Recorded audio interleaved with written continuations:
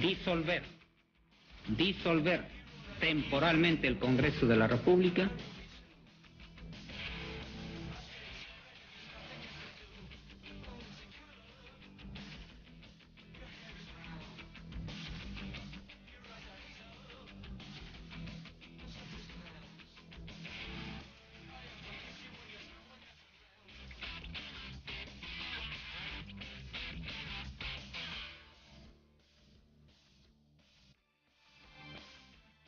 Hola, muy buenas noches, bienvenidos. Yo soy Mávila Huertas y esto es 2018. Mañana es un día clave en la Corte Interamericana de Derechos Humanos porque se escucharán los alegatos de las víctimas de los casos Barrios Altos y Cantuta y también la defensa que el Estado hará del indulto otorgado a Alberto Fujimori. Alberto Fujimori, presidente en 1990, dejó el legado a su hija Keiko. Keiko encarnó durante mucho tiempo el liderazgo, la herencia de su padre en Fuerza Popular a través de partidos que cambiaron de nombre con los años. Fue Fuerza 2011, por ejemplo, y luego Fuerza Popular. Pero sabemos todos que Kenji Fujimori ha sido expulsado y que con él se han ido 9 congresistas más. Y se habla hoy de una posibilidad que podría a algunos resultar insólita, pero a otros no tan lejana, de enfrentar a los dos hermanos representantes del fujimorismo en una futura contienda electoral. ¿Qué está pasando en el fujimorismo que además nos tiene a todos conectados con el desarrollo de este proceso de división? Es sin duda el partido en este momento con más afiliados, más grande, con más presencia y organización en el país. Un partido con dos líderes, una probablemente más dura, más firme, y el otro más carismático, más cercano a la gente, según dicen algunos, pero finalmente dos líderes cuando el sistema de partidos, por otro lado, en nuestro país hace agua. Vamos a analizar esto y mucho más esta noche en el programa y para eso empezamos con Luisa María Cuculiza, ex congresista del fujimorismo, quien se encuentra a través de la línea de la microondas con nosotros. Luisa María, la saludo, muy buenas noches, gracias por atender esta llamada. Hola Mávila, muy buenas noches y una vez más gracias por estar contigo. No, por favor, las gracias para usted. ¿Cómo se siente luego de la expulsión de Kenji Fujimori y de ver el partido fracturado en este momento? Es una pena muy grande porque todo fujimorista que verdaderamente quiere el fujimorismo debe estar hoy día en medio con el corazón partido. Porque los dos son buenos muchachos, los dos, tanto Kenji como Keiko, son dos personas buenas, pero desgraciadamente han surgido desavenencias muy fuertes, especialmente en el entorno de Keiko, y que Kenji ha tratado de decir que se cambie ese entorno y ahí ha venido la gran división. Yo creo que estos dos hermanos todavía tienen chance de entrar en la reconciliación, porque lo que más me apena a mí es la situación del presidente Fujimori. Él muchas veces me ha dicho, señora Cuculiza, yo no tengo miedo a nada, ni a la muerte, pero lo que tengo miedo es dejar a mis hijos distanciados. Y eso no es posible. Y el presidente ha sufrido muchísimo para que sus propios hijos tengan que darle momentos de angustia. Yo creo que ya tanto el uno como el otro deben pensar en el futuro del país, y que separados no van a hacer mucho, juntos van a hacer bastante. Entonces, todavía queda tiempo para poder arreglar esta situación y decirle a Kenji que ceda un poquito y a Keiko que ceda otro poquito. Ha mencionado al expresidente Fujimori, ha dicho que conversó con él y que él le ha expresado su deseo de lograr la reconciliación de sus hermanos. ¿Ha sido esta una conversación reciente?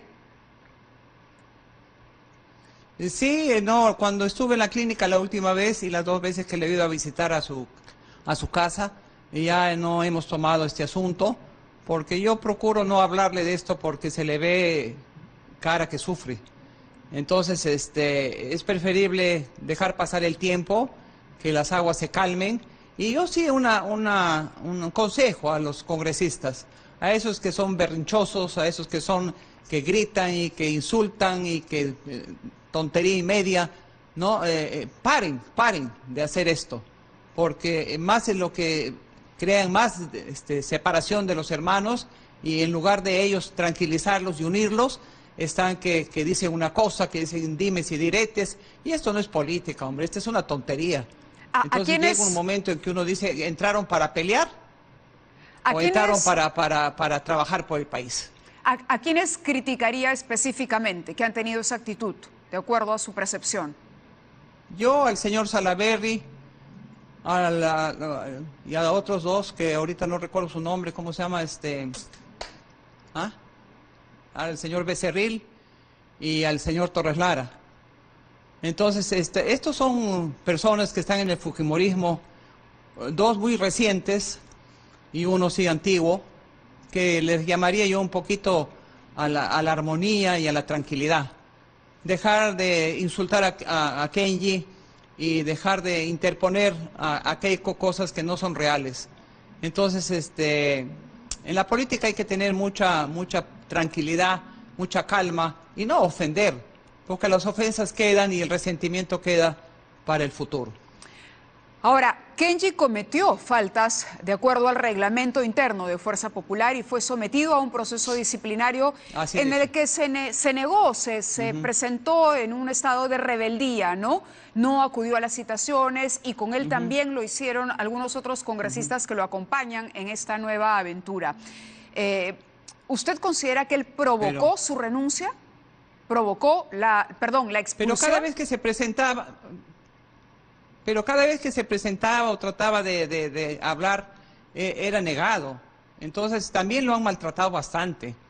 Y también ya todo tiene un límite, ¿no? Porque hasta la discordia tiene un límite.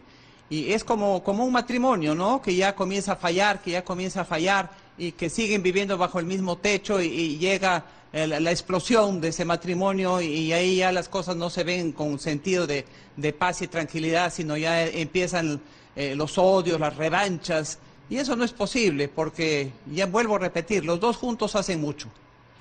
Siento que más bien en este enfrentamiento usted se siente más del lado de Kenji Fujimori que del de Keiko. No, yo no me siento del lado de ninguno de los dos. Lo único que quiero es que no sigan hablando improperios contra Kenji, porque no es un muchacho malo, definitivamente. Él es un hombre muy carismático, un muchacho muy noble, muy simple, que él no está dispuesto a seguir batallando ni peleando. Él está muy cerca a la gente y siempre que he tenido la oportunidad de conversar con él, me parece una persona muy simple, muy carismática. Entonces, si da la situación, pues no amerita que estén juntos, pues respétese cada uno por su lado y se acabó. ¿Este es el fin de ese fujimorismo sólido, entonces, Lucha? ¿Es el final de ese fujimorismo sólido o es, no sé, de pronto una estrategia también, porque de forma separada podría cada uno sumar votos y al final una reconciliación? Hay quienes dicen que esa es una estrategia a largo plazo, pero el fujimorismo como tal, en la fotografía del momento, ¿cómo lo ve usted? ¿Es el final del fujimorismo? No, para nada. Keiko también llega muchísimo a la gente y tiene una cantidad enorme de votantes y Kenji es el congresista más votado durante estas dos últimas elecciones. Lo quisiera ver como presidente del Congreso para que pueda realizarse como político. Sí. A Kenji. Ahora, ¿quién debería asumir la candidatura en 2021? ¿A quién ve como candidato del fujimorismo? ¿A Kenji? ¿Y Kenji ya está llegando a ese punto de madurez para encabezar una candidatura presidencial? No creo. Yo las veces que he conversado con Kenji le he dicho, anda tranquilo, anda con pausa, la vida no se toma a las carreras, y bueno, él tiene mucho futuro por delante. Y entonces vamos a ver las posibilidades de que todavía espere un poco. Pero él le ha expresado las ganas de hacerlo, de participar más activamente en política. ¿Por qué y para qué? No me ha dicho en ningún momento que quiere ser candidato a la presidencia. Todo lo contrario, ha dicho que quiere recorrer el Perú, como lo hizo su padre. Y bueno, meterse a la política desde muy bajo, o sea, ir donde la gente pobre, ir a los pueblos pequeños, ir a recorrer el país y hacer sentir a la gente que el fujimorismo es un partido que sirve a la gente humilde. El fujimorismo era la fuerza más sólida cuando lleva una cantidad impresionante de congresistas al Parlamento al inicio de este periodo. ¿Qué errores puede haber cometido Keiko que no ha podido mantener la coherencia al interior del partido? O de la bancada, por lo menos, que es lo que se ha resquebrajado. Así es, creo que cuando uno dirige el partido tiene que tener mano dura. Definitivamente no puede estar oyendo a uno, oyendo a otro. Ella tiene que tomar las decisiones, ella tiene que ser la cabeza de esa organización y una líder nata, porque es líder, y ver la manera de que las cosas que andan mal, corregirlas. No es que se le dice que fulano y mengano no están haciendo bien las cosas y ella eternamente diga que no, ¿no? Entonces también hay que dar un poquito de chance a personas nuevas que estén a su alrededor, a personas que verdaderamente quieren el fujimorismo. Tú te puedes imaginar, Mávila, que hay congresistas que no conocen al presidente Fujimori. No le hablo de los recientes, ¿no? Porque de los recientes ninguno casi conoce, sino de los antiguos. ¿Cómo va a ser posible? Entonces, ese acercamiento se ha perdido y desgraciadamente no se ha hecho nada para que estos congresistas por lo menos vayan una vez al año a visitar al presidente. Pero Alberto Fujimori ya no es quien dirige el partido.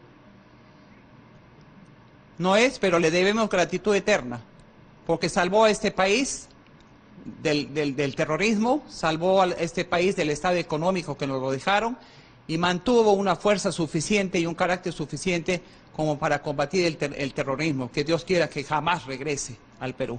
El hecho de que muchos congresistas no hayan apoyado, porque el problema más grave, digamos, el que lleva a esta expulsión de Kenji Fujimori fue la famosa votación por la vacancia presidencial.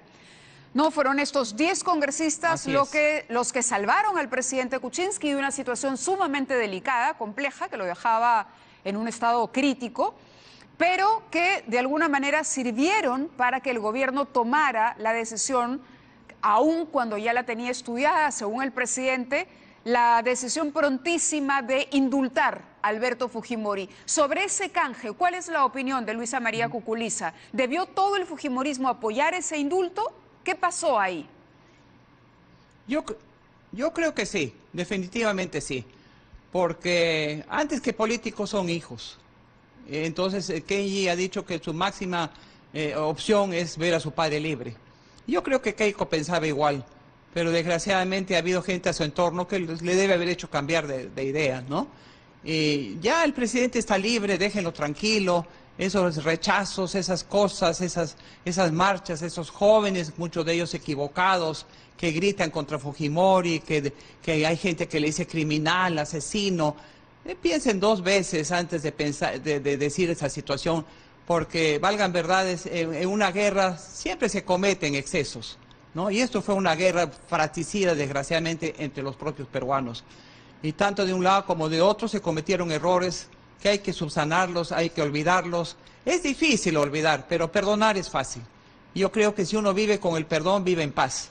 Y si uno vive con el odio, jamás vas a vivir en paz. Cuando habla de personas que tienen influencia en Keiko Fujimori y que no le permiten ver más allá de eso y de abrir un poco el diálogo con su hermano, ¿se refiere a la señora Vega y al señor Figari? ¿O a alguien más? Sobre todo a la señora Ana Vega. Un día conversando con el presidente me dijo esto. Yo he tenido en Palacio a la señora Ana Vega mucho tiempo al lado de Keiko cuando la señora Susana se fue. Y de lo cual le agradezco, le dijo, porque fue una buena compañía. Pero, ¿qué pasó con esa señora que nunca más vino a verme? ¿Qué pasó con esa persona que yo la trataba como si fuera una hija más? Entonces, qué ingratitud, digo yo, ¿no? De haber estado en una situación así y nunca haber ido. Cuando yo le decía a Ana, ¿por qué no vas a ver al presidente? Sí, a Lucha sí voy a ir. Y son situaciones que uno no debe dejar pasar, porque si hay algo en la vida que un ser humano tiene que ser, es grato, es agradecido. Y si hay algo que hay que rechazar, es la deslealtad. Es Entonces, interesante. Yo creo que no sé cuál sería el motivo sé por cuál sería el motivo que Ana Vega nunca ha ido a ver al presidente. Y el presidente paraba resentido con ella, decía qué pena que no pueda verla al principio. Y cuando después ya la situación se declaró así, dijo, bueno, ella ha decidido no venir nunca. Fíjese que yo tenía la idea de que Ana Nunca Vega... me habló el presidente. Sí. Dígame, Lucha. No, nunca me habló mal el presidente de Ana Vega, todo lo contrario. Yo la estimo mucho, me dijo, porque ayudó mucho a mi hija Keiko. Entonces esa relación de que no regresar más, de no averiguar sobre su salud, de no irlo a visitar a la clínica, es una cosa, me parece totalmente fuera de sitio. Porque si a una persona que te ha acogido en su casa por años y que te ha tratado como la trataban a Ana en el palacio, no queda otra cosa que esta señora sea grata con el presidente. Fíjese que yo creía que la relación de Ana Vega con Keiko era una relación más reciente, es decir, después de que su padre fue presidente de la República. ¿Cómo es esta relación? ¿Cómo llega Ana Vega al seno de la familia Fujimori? Bueno, yo creo que fue consejera de Keiko en Palacio cuando ella asumió de ser la primera dama y la ayudó mucho por las cosas, hay que decirlas como son, y de ahí se quedó con ella ya hasta ahorita. Porque todo el resto son personas que recién se han unido a ella, como es Pierre Figari, como es Ramírez, etcétera. Y bueno, ya ha venido en un momento en que la más cercana a Keiko era la señora Ana Vega. De alguna manera, ¿usted diría que reemplazó una figura materna para Keiko Fujimori? ¿Pudo haber ocurrido eso? Tú lo has dicho. Y esto... tú lo has dicho. Y ella fue convocada... Sí. No la interrumpo, diga, por favor. No. Y Keiko quiere mucho a Ana Vega. Está bien quererla y ser grata con Ana Vega, ¿no? Porque siempre estuvo a su lado. Pero también hacerle recordar que no todo es perfecto en una persona. Y que si en algún momento se equivocan, pues hay que rectificarse.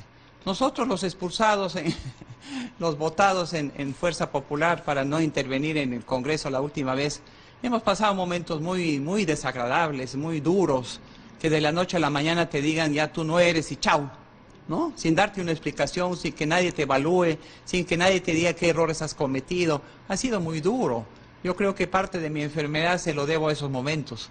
Igualito a Aguinaga, igualito Marta Chávez, igualito Gagó, igualito la Chinita de Huaral, en fin, personas que estaban muy llegadas al fujimorismo, que de la noche a la mañana te digan ya no sirves, chau. Ha sido bien bravo, ¿no? Yo creo que a las personas no se les trata así de ninguna manera. Y por último nos han debido avisar con antelación, para nosotros ya hacernos la idea de que no íbamos, no de la noche a la mañana, ¿no? Han sido evaluados y ya no van. A mí no me evaluó nadie, definitivamente. A Marta Chávez menos. Marta Chávez es una persona que es una de las mejores congresistas que tiene el país. ¿Quién le va a evaluar a ella? Definitivamente nadie, ¿no? Aguinaga igual, extraordinario congresista. Y así ya me pasó, ¿no? Pero ha sido un resentimiento que verdaderamente me lo tragué. Pero esta separación... Para hacer las cosas... Sí. Ajá. No, la responsabilidad... Para hacer las cosas hay que tragarte el miedo. Claro, la responsabilidad de su separación, ¿usted se la atribuye a Ana Vega? ¿O Keiko le comunica que usted ya no va más en el partido? ¿Cómo se produce ese proceso interno?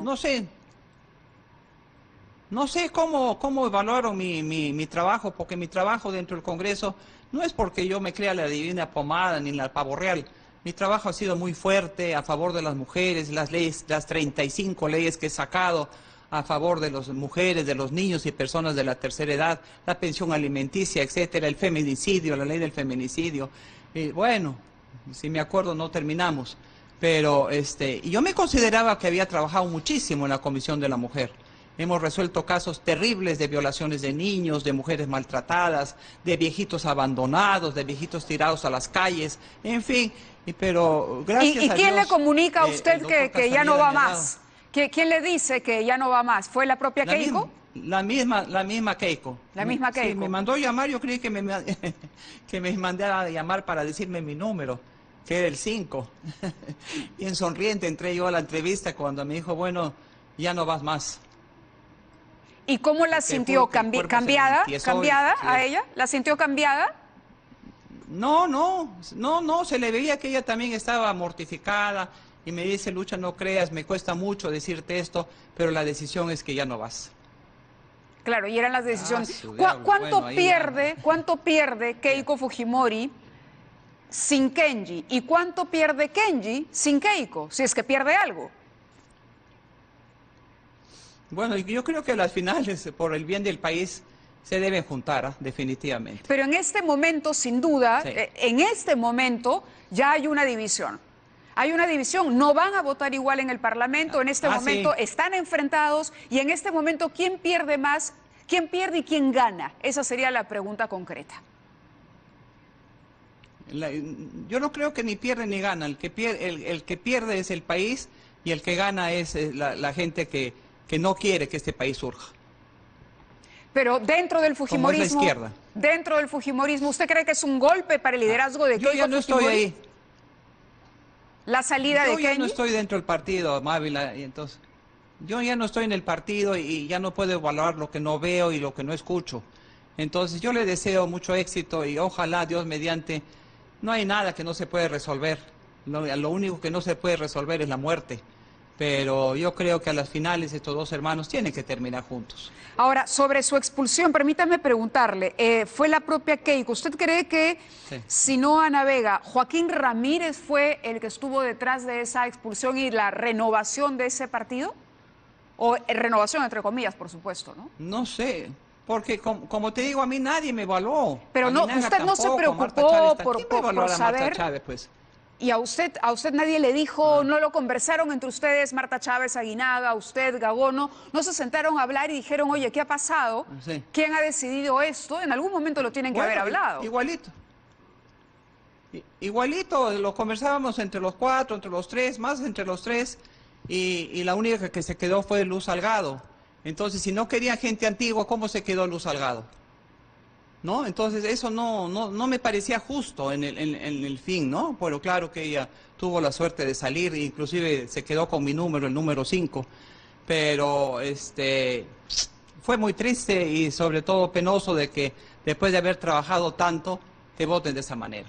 ¿A quién cree usted que va a apoyar a Alberto Fujimori? Yo con el presidente de eso no hablo porque se pone triste. Él quiere a sus dos hijos por igual y tú sabes cómo es un papá y una mamá, ¿no? Sobre todo un papá como el que ha sido él, muy pegado a sus hijos. Y no quisiera yo, le converso de cualquier cosa menos de sus dos hijos. Pero sin preguntarle, yo sé que él no le ha dicho, la percepción suya, ¿qué le dice? ¿Con quién se identifica políticamente más? Esa sería la pregunta, Alberto Fujimori. ¿Con la línea que ha llevado Keiko, que es una línea más dura, más vertical, o más bien con el comportamiento un tanto progre, como se le podría decir a Kenji Fujimori, más cercano a la gente, que juega mucho más al carisma y al sentido del humor? ¿En qué línea ve usted más al líder histórico del partido? Déjame una semanita que yo regrese a hablar con el presidente y te contesto. Pero usted no me puede adelantar su percepción. No sabría qué contestarte. Del recuerdo que tiene del expresidente. ¿Y quién se parece más al recuerdo que usted tiene del expresidente Alberto Fujimori? ¿Quién lo encarna mejor? Para mí, Kenji. Kenji. ¿Por qué? Sí. No sé, porque es así, es simple, sencillo, humilde, que está al ras de la gente, que lo necesita, en fin, pero ya llega un momento en que el presidente pues tendrá la oportunidad de hablar con los dos y ojalá que esto se arregle. ¿Se le subieron los humos a Keiko, cree usted? No, ella tampoco es así alzada, ni se cree pues la divina pomada, ni mucho menos. Ella también es una persona tranquila, humilde, pero el entorno es la fregadera. Claro, pero si es una mujer inteligente debería poder tomar sus decisiones de forma personal. Pero puede no entiende, escuchar sugerencias, pero ¿cómo se explica que ella puede estar secuestrada, como insinúa usted y como ha dicho el propio Kenji Fujimori? Es que ella es una marioneta yo no he dicho que está secuestrada, no he dicho que está secuestrada. pero de alguna manera me ha dicho que es el entorno. Entonces, Keiko es una marioneta de Ana Vega que se mueve así al compás de la música, o de Joaquín Ramírez, o no tiene ella una opinión. Ahí hay una señora Adriana, también al lado de Keiko, extraordinaria señora, extraordinaria, muy atinada, muy en su sitio, Adriana siempre ha agarrado por el lado de la tranquilidad, de tranquilizar a Keiko. Y bueno, pues gente así se debe quedar, como Adriana, no me acuerdo su apellido. Pero gente que me dicen, que no me dicen, que me traen el chisme, que no me traen el chisme, que me han dicho lo otro, que esto es cierto, que esto no es verdad. ¿No? Eso atormenta la cabeza de la gente y no te deja pensar bien. Una última pregunta. Si Kenji la convocara para participar nuevamente en política, como asesora, ¿usted aceptaría la invitación? Bueno, no sé porque todavía la salud no me acompaña bien y como me dijo la doctora Cooper, ¿no? Escoja entre la política y su salud. Y bueno, gracias a Dios he caído en manos de extraordinarios médicos en la clínica americana, el doctor del Castillo, la doctora Cooper, y hay que escoger vivir tranquila para que mi salud se recupere, porque no es fácil perder medio pulmón y seguir adelante. No, de ninguna manera. Hay que tener fuerza de voluntad, yo la tengo. Y me tengo que recuperar porque mi carácter es así. Y si yo me encuentro bien, con gusto lo ayudaría. Con gusto lo ayudaría. Aceptaría entonces, si estuviera usted repuesta de salud, en las, digamos, con la energía suficiente para poder colaborar. Si él le dice, quiero crear un nuevo partido, quiero avanzar en este proyecto Lucha, por lo menos transmíteme tu experiencia. No, lo primero que haría es tranquilizarlo. Que ya esté en una etapa más tranquila. Las últimas declaraciones que lo he visto cuando la bancada ya se separó del todo, que me dio mucha pena, ha sido bastante tranquilo, coherente en lo que ha dicho. Y bueno, pues nada imposible en la vida. Y todo se puede resolver con el favor de Dios. Muy bien, muchísimas gracias por esta comunicación. Gracias. Luisa María Cuculiza nos atendía. Ya. Después de la expulsión de Kenji Fujimori y de su grupo de congresistas, hasta ahora conocidos como los Avengers, pero ya algunos han insinuado que van a ponerle un nuevo nombre a ese grupo, un nuevo nombre con miras a tener una participación mucho más activa en política. Vamos a la pausa y vamos a regresar con el abogado Alberto Borea para hablar con él de varios temas, de todo un poco, desde la evolución del fujimorismo, porque es una persona que conoce perfectamente cómo han transcurrido los últimos años. Vamos a hablar también de estos nuevos pedidos de vacancia presidencial y de lo que ocurrirá o puede ocurrir mañana en la Corte Interamericana de Derechos Humanos con el tema del indulto al justamente expresidente Alberto Fujimori. Muy bien, Katia Gutiérrez se encuentra en Costa Rica. Mañana es un día importante. La Corte Interamericana de Derechos Humanos se escuchará las partes enfrentadas en el tema del indulto, tanto a las víctimas de Barrios Altos y La Cantuta como a la defensa del Estado. Y para eso Katia nos cuenta a esta hora cómo van los preparativos o cómo se siente el ambiente horas antes de esa audiencia. ¿Cómo estás, Katia? Buenas noches.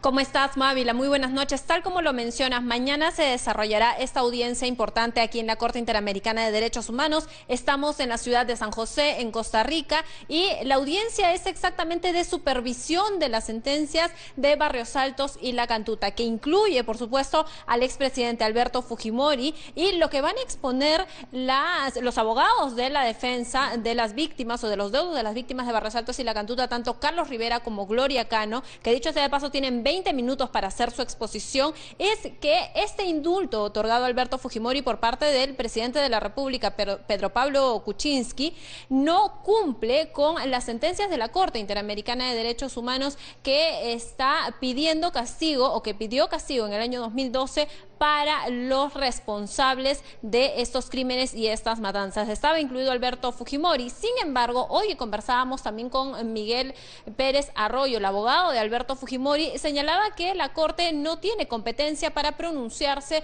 sobre este indulto otorgado por Pedro Pablo Kuczynski, porque no tiene antecedentes de haberse pronunciado sobre un indulto. Sin embargo, los abogados de las partes están señalando que sí podría tener competencia. Los abogados de la Procuraduría o del Ministerio de Justicia son Jorge Villegas Ratti y Adrián Simón Pino. Ambos también han llegado hasta San José y van a brindar, según se nos ha señalado una conferencia de prensa después de esta audiencia que aproximadamente podría durar 1 hora, porque tienen 20 minutos cada una de las partes y luego de esto para algunas preguntas que puedan hacer algunos de los 7 integrantes de la Corte Interamericana de Derechos Humanos presidido por Eduardo Ferrer MacGregor, un mexicano que fue elegido y que ha asumido el cargo recién este 30 de enero. Pero te quiero contar un contexto peculiar, Mávila. El domingo hay elecciones presidenciales aquí en Costa Rica y quien está liderando las encuestas es Fabricio Alvarado. ¿Quién es Fabricio Alvarado, que tiene 14% de intención de encuestas? Es un líder evangélico, religioso. ¿Y esto por qué? Y él ha tenido preferencias electorales, ¿por qué? Porque la Corte Interamericana de Derechos Humanos en la segunda semana de enero ha considerado que los estados deberían permitir el matrimonio entre personas del mismo sexo.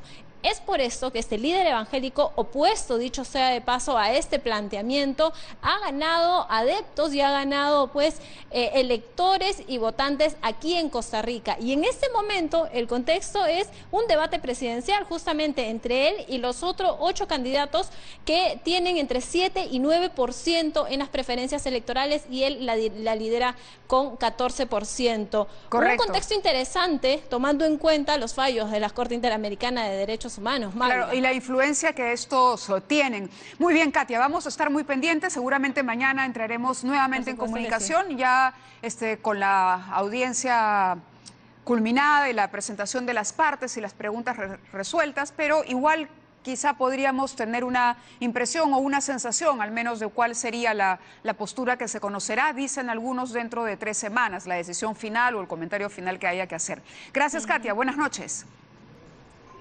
Por supuesto que sí, Mávila. Buenas noches contigo. Punto importante, el expediente que no quiso entregar el Ministerio de Justicia a la Defensoría del Pueblo, que ya está en manos de todos tanto los abogados de las partes como los procuradores. Correcto. Así es, Mávila. Gracias, Katia. Buenas noches. Y Alberto Boré está con nosotros justamente para hablar aquí de varias cosas. Antes de entrar de lleno en el tema de la Corte Interamericana, quería preguntarle por la situación del fujimorismo. Usted ha sido una de las personas afectadas por el fujimorismo, era miembro del Congreso cuando se produce el 5 de abril, ha sido un político combativo con esta fuerza política, pero es innegable que en este momento probablemente estemos fujimorizados, tan fujimorizados como hace mucho tiempo. ¿A qué obedece este fenómeno y finalmente esta división entre Keiko y Kenji, que se veía venir, pero que uno decía podría ser difícil que se concretara? Si esto marca el final o si vamos a seguir asistiendo a la evolución de un movimiento, un partido que nació con Alberto Fujimori, que podría mutar en qué finalmente y qué peso podría tener en la política peruana. Mira, Mávila, lamentablemente esto es la descomposición del sistema político peruano, porque tú has visto en estos días, ya se ha escuchado ahorita a la señora Coculiza hablar prácticamente en términos en donde se está discutiendo sobre el derecho de una dinastía, de cuál de los 2 hijos del supuesto emperador le corresponde llevar adelante la corona. Eso no tiene nada que ver con un partido político, eso no tiene nada que ver con la formación de bases en una sociedad, sino sencillamente sobre la posibilidad de expresar, digamos, de mejor manera el carácter de quien fundó esta, no te digo esta organización, sino esta corriente, ¿no es verdad? A mí me da mucha pena porque, digamos, esto deshace lo que es la concepción de un partido político, que es un conjunto de personas, o que debería de ser un conjunto de personas que se unen en torno a ideales para poder conducir a la nación hacia una meta que le anuncian al país para que respalde esta propuesta. Y nosotros, en el caso de los grupos fujimoristas, porque hoy día se pueden llamar Fuerza Popular, ayer Perú 2000, Cambio 90, nueva mayoría, vamos a decir, claro, los nombres han sido muchos. No es verdad, nunca han representado una posibilidad de estructurar al país. ¿Qué es el fujimorismo? Esa podría ser una pregunta. Mira, el fujimorismo es el rezago de una dictadura. Ahora, los rezagos de la dictadura eventualmente terminan, o sea, terminan un tiempo antes o un tiempo después. Sánchez Cerro fue un líder muy popular, un dictador muy popular en los años 30, cuando cae Leguía. Y sin embargo, ya en el año 39, en el año 45 ya el sanchezarrismo no era nada. Lo mismo puedes hablar del odriismo. El odriismo, a pesar de que Odrí es considerado hoy día por muchos como un gran presidente, hizo muchísimas obras, ya no existe la Unión Nacional Odriista. Y de Velasco no digamos nada. Velasco terminó y pasó realmente sin que casi nadie se acordara de él. Es decir, cuando terminan esas dictaduras, en este caso se ha prolongado en el tiempo un poco más como se prolongó el odriismo. Vamos a ver en qué momento culmina, porque no hay cemento para unir esos ladrillos, vamos a decir de alguna manera. Yo escuchaba con atención la entrevista de Luisa Cuculiza, que es una mujer franca, realmente a mí me gusta escucharla, porque es directa, ¿no? Es directa, digamos, por cierto, yo estoy en las antípodas de su pensamiento, pero digamos, dice lo que ella cree, y eso tiene un valor importante en la vida de los pueblos. Lo que pasa es que ella cree en las concepciones dinásticas, pues, ¿no? Entonces está viendo si el emperador va a estar mejor con él o con ella, y entonces te dice, vamos a esperar una semana para ver qué cosa es lo que me dicen, y entonces yo más o menos me acomodo, aunque ella ha señalado que va a estar con Kenji, ¿no? Sí, ¿funcionaría un fujimorismo sin el apellido Fujimori? Es decir, si no fueran Keiko y Kenji los que disputan este liderazgo ahora, ¿podría funcionar, no sé, con cualquier otro que encarne ese liderazgo? Mira, lo dudo mucho, y esa es una de las razones por las que creo que Kenji, vamos a decir, digamos, va a terminar de alguna manera, digamos, recogiendo un poco el legado, porque si tú pasas revista de la gente que está en el Congreso con Fuerza Popular, yo no estoy muy seguro que la señora Bartra hubiera salido elegida si no hubiera ido por Fuerza Popular, ni la señora Chacón hubiera salido si no hubiera ido por Fuerza Popular.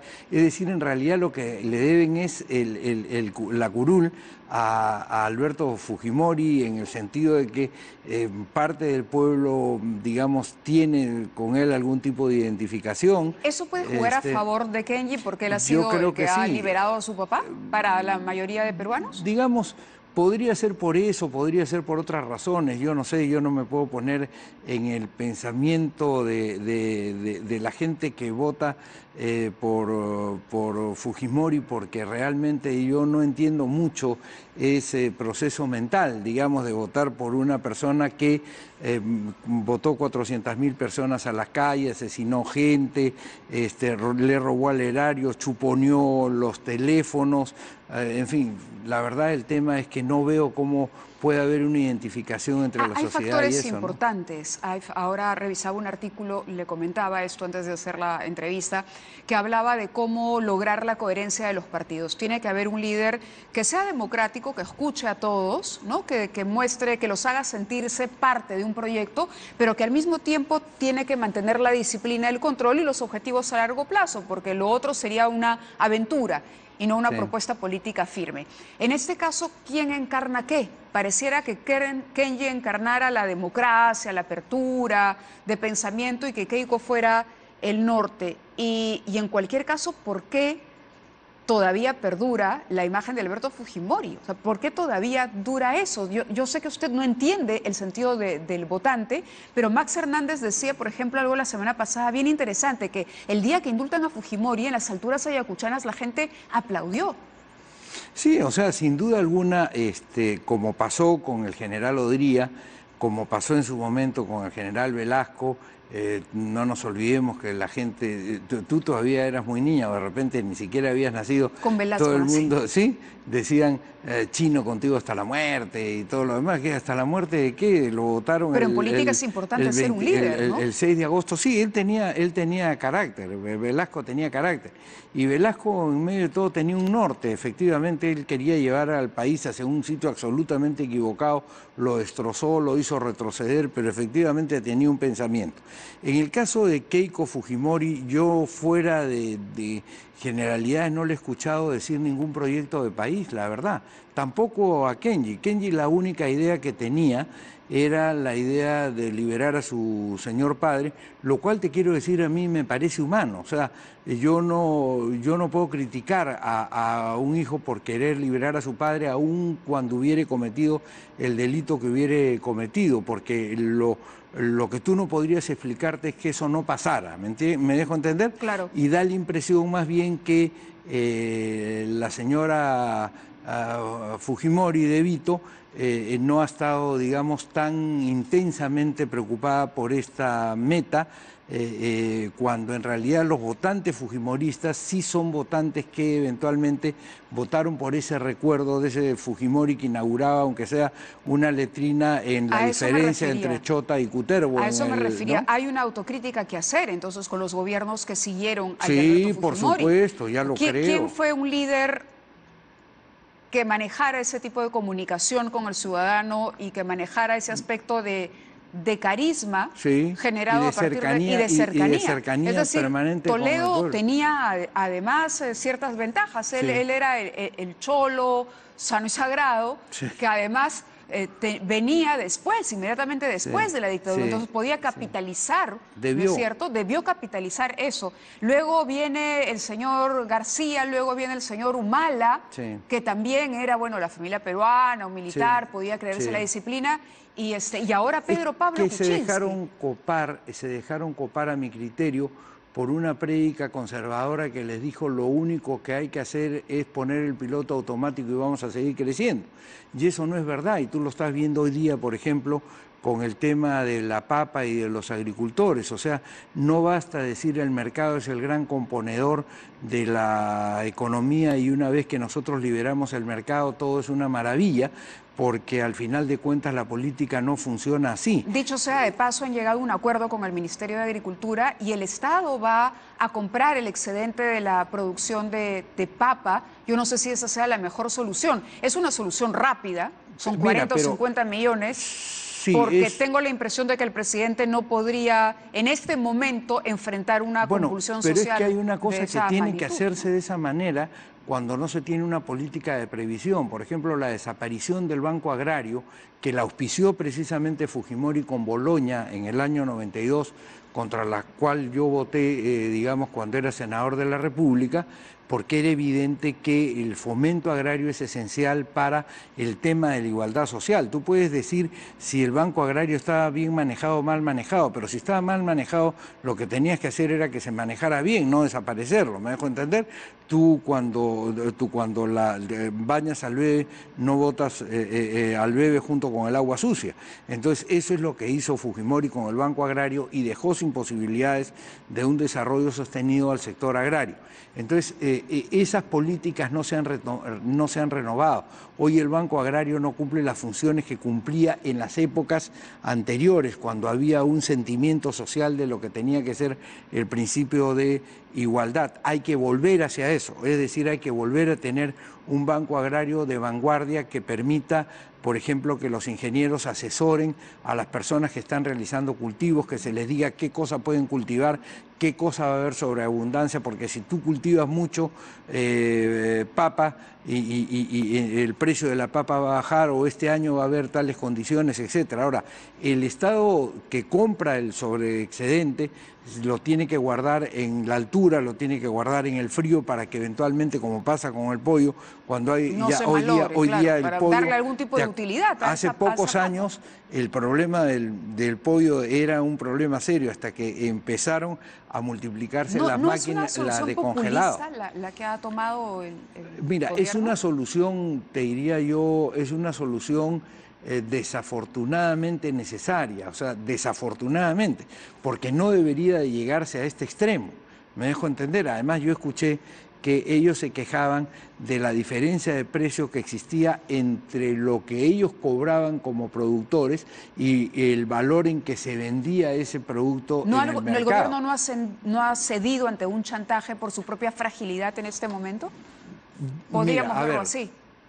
Podrías verlo así, pero podrías también verlo como una política social necesaria eventualmente en este momento o en algún otro momento. Lo que tienes que hacer, a mi criterio, es evitar que esta situación que hoy día ha explotado explote en cualquier momento, porque en cualquier momento genera una situación de conflicto. Ahora, este conflicto se junta a todas estas cosas raras que están pasando en el país. Pero si el Estado es prescindente de la economía, entonces esa suerte de santificación del mercado en la cual no cree ni siquiera Joseph Stiglitz, que ha sido Premio Nobel de Economía, asesor del presidente Clinton, vicepresidente del Banco Mundial, no cree hoy día ni siquiera Jeffrey Sachs, todos esos te dicen es necesario que el Estado participe de alguna manera porque alguien tiene que preocuparse por la sociedad, por el pueblo. Yo tengo mi estudio de abogados. Cuando yo estoy en mi estudio de abogados me preocupo fundamentalmente por tener más clientes, porque crezcan. Claro. No es verdad, el señor que tiene una botica por vender más, pero alguien tiene que preocuparse por el colectivo. Esos son los funcionarios públicos. Claro, que en este caso, vale decir, no se les siente mucho. Es decir, estamos ahora hablando, Keiko, Kenji, ¿dónde está el presidente y dónde están los ministros? Sí, ahora, pues, el presidente está sometido hoy. Bueno, no sometido porque todavía es solamente un anuncio de presentación de una moción. Los sectores de izquierda, el Frente Amplio y Nuevo Perú han presentado mociones para pedir la vacancia del presidente. En el caso del Frente Amplio cuestionan el indulto a Fujimori y en el caso de Nuevo Perú insisten con el tema de la corrupción, el tema de los vínculos comerciales que podrían haber tenido las empresas de Kuczynski con Odebrecht y el Estado. Mira, yo estoy en contra del indulto, pero la concesión del indulto no da lugar a un pedido de vacancia. Pues eso es evidente, porque eso está en la Constitución y está hasta en el texto de Fujimori de 1993, donde dice sin ningún tipo de calificación el presidente tiene derecho a conceder indulto, punto. Si quiere lo hace por razones deportivas, por razones humanitarias, por razones sanitarias, por las razones que quiera, o no da ninguna razón. ¿Y el indulto se va a zanjar de alguna manera con la decisión de la Corte Interamericana? No creo por una razón, porque lo que se está discutiendo en la Corte Interamericana es el cumplimiento de la sentencia que se dio a Fujimori como consecuencia de Barrios Altos y Cantuta. Exactamente, de los Barrios Altos y de la Cantuta, ¿no es verdad? Ahora, a esta persona se le condenó a 25 años, ha cumplido 12 años en prisión y naturalmente tiene que pagar una reparación civil. A mi criterio habría tenido él, si quiere, a su país, o mejor dicho a este país que lo acogió. ¿Puede revocar la Corte el indulto? Yo no creo en por lo menos en este caso no, porque aquí se está siguiendo el cumplimiento. ¿Qué puede decir la Corte? No se ha cumplido, ¿por qué? ¿Porque se le ha dado indulto? No, porque si tú te das cuenta, el indulto está recogido por todas las constituciones de América, incluidos los Estados Unidos. En consecuencia, es una prerrogativa presidencial en la que el que ha sido decidido por el pueblo para gobernarlo, le damos la posibilidad de que él, según su criterio, empareje a veces las cosas que incluso la justicia no hace bien. Los romanos tenían una frase que decían fiat justitia et pereat mundi, que quiere decir que sea justicia aunque se caiga el mundo. Entonces, cuando se genera el indulto, se le dice, no, es que aunque sea justicia no se puede caer el mundo. Entonces, arregla un poquito estas cosas. Es lo que ha pasado en Colombia, por ejemplo, con el presidente Santos y su proceso de paz, porque si no, nunca hubiera podido tratar de arreglar eso. Una última pregunta, porque nos gana el tiempo. El futuro del presidente Kuczynski, ¿cómo lo ve?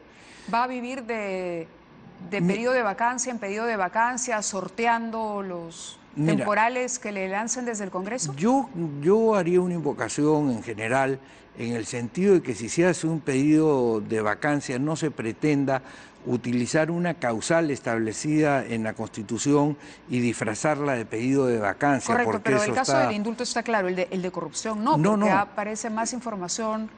Pero mira tú una cosa, yo no conozco todavía, acabo de sacar ahora del internet, quiero decirte que yo tengo el mayor respeto personal por Alberto Quintanilla, por Manuel Lamer, con quienes he sido diputado y que son gente muy preocupada. Quiero leer, por eso he sacado este texto para leerlo y para estudiarlo. Pero yo sí quiero hacer una invocación de que no utilicemos, digamos, la figura de la vacancia como una suerte de quiero que salga porque no estoy de acuerdo con él. O sea, tiene que haber una causal en serio. Se está manoseando. Podría ser, no quiero ser tan tajante todavía no porque todavía no he llegado a analizar este tema, pero no vayamos a convertir el pedido de vacancia si aparece más en una información suerte de Westfield y que vincula al presidente, la renuncia del presidente Kuczynski podría ser una salida democrática. Mira, si el presidente de la República renuncia al cargo, está dentro del término constitucional, ¿no es verdad?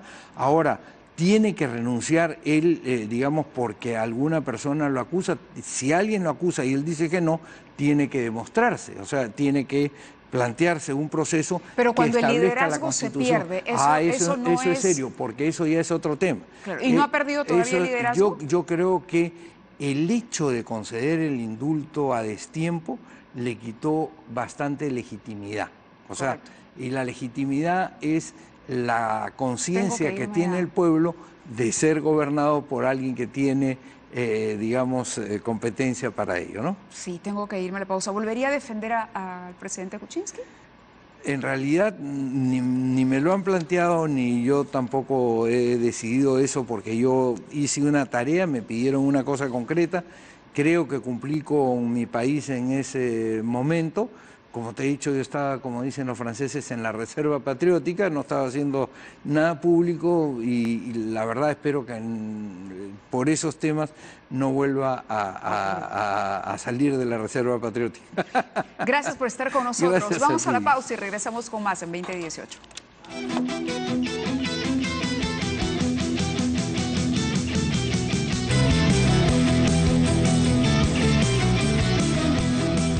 Ustedes recordarán, vamos rápidamente con esto, una denuncia que se hizo pública aquí, una karateca, Andri, su nombre, contra dos entrenadores de la Federación Peruana de Karate y contra el señor Pedro del Rosario, que no era precisamente una persona que haya acogido la denuncia ni de ella ni de otras chicas, como señalaba este testimonio. Bueno, nosotros hemos podido conversar el día de hoy con Alexandra Grande, campeona nacional de karate, quien ha expresado su total solidaridad para Andri y que ha dicho esto respecto precisamente al señor que manejó la Federación de Karate cuando estos hechos ocurrieron. Vamos a escuchar. Yo cuando tenía 18, 19, no recuerdo bien la edad, me había enterado que un grupo de 5 o 6 deportistas, no recuerdo bien, se habían acercado en ese entonces al expresidente Pedro Rosario a hablar sobre el tema. Y lo que hizo el presidente no es que ya vamos a denunciarlo, no, fue una queja que ya voy a ver lo que yo voy a hacer y bla, bla, bla. Y ahí lo dejó. El año pasado que yo me reuní con 3 deportistas más, que estaba Andri y 2 chicas más, que no lo voy a mencionar, que también ellas comentaron de que sí sabía Pedro. Entonces, si ellas son las afectadas y está diciendo que sí, pues que es verdad. Y entonces, y hace años atrás, que sí sabía, no sé por qué lo dejó en nada. Y a veces eso es lo que tengo que signo de interrogación en la cabeza, pero ¿cuál es el motivo de que él decide no separarlos, no denunciarlos? Si es que ellos también tienen hijos, no entiendo. Nosotros, hasta un día antes o 2 días antes de dejar a los bolivarianos, o sea, en realidad no está. Henry mandó una carta pidiendo por favor a la Confederación Sudamericana o al COP que no lo lleven como árbitro, Armando, porque ya tenía ese problema. Pero creo que no sé dónde le habrá llegado, que no sé, al final Henry dijo, entonces no vamos a los bolivarianos. Nosotros estábamos a punto de no ir a los bolivarianos, porque si va él, ¿para qué vamos a ir nosotras? O sea, es como que está dándole lo positivo en eso y nosotros estamos en contra de eso. ¿Cómo permitieron que un árbitro que teniendo denuncia de acoso esté aquí? ¿Tú crees que ahora niñas de 5 años, 6 años que van a practicar kata y están los entrenadores ahí y que digan, no me corrijan, no, o sea, ya no va a ser lo mismo, ¿me entiendes? Entonces yo creo que, y eso de la carta que llegó del Consejo, que han dado solamente 5 años de inhabilitación a Armando, es algo erróneo, o sea, debería estar de por vida tiene que ser eso, porque Ya, está 5 años, la inhabilitaron y ya está, pasa el otro año más y vuelve de nuevo a enseñar, y todo como si nada hubiese pasado. Al fin y al cabo no solamente perjudica a nosotros como deportistas, sino también a los futuros niños o niñas que van a querer hacer este deporte. Muy bien, el testimonio de Alexandra Grande nos ha llegado desde España. Ella se comunicó con esta producción luego de conocer la denuncia de Andri Calderón, la chica que presentamos y que ustedes escucharon hace algunos días aquí en el programa, que denunciaba a Armando Pinillos, un entrenador que luego fue nombrado árbitro. Es decir, a pesar de que tenía estas denuncias de acoso sexual, seguía formando parte de el deporte, de la administración, de la jerarquía del deporte nacional. Y luego fue nombrado árbitro. La selección de karate se plantó y dijo: no queremos que este tipo sea premiado, no vamos a participar de los bolivarianos si él es nombrado árbitro. Y sin embargo, le dieron el apoyo. El señor de Rosario le dio el apoyo a Pinillos. Entonces, ahí está el testimonio de Alexandra, y vamos a guardar, creo que ya no nos queda tiempo para el testimonio de Paola Sánchez, otra ex seleccionada nacional de karate que acusa a otro entrenador. Es decir, no era solamente Armando Pinillos, sino había varios casos. Estamos siguiendo este caso, ustedes no se pierdan el programa de mañana porque hay otro testimonio y además hay comunicaciones por WhatsApp que han aparecido entre los entrenadores y las atletas. De no creer realmente. Ha sido de verdad un placer acompañarlos. Confiamos en que la ministra de la Mujer pueda hacer lo suyo, que el IPD también pueda hacer lo suyo para poder atender a todas las víctimas que todavía no han salido a contar su verdad por temor a represalias, por vergüenza, mal comprendida, en fin, por los motivos que hubiera. En fin, los dejamos aquí, se quedan con Noticias a las 10 y regresamos mañana a las 9 en punto.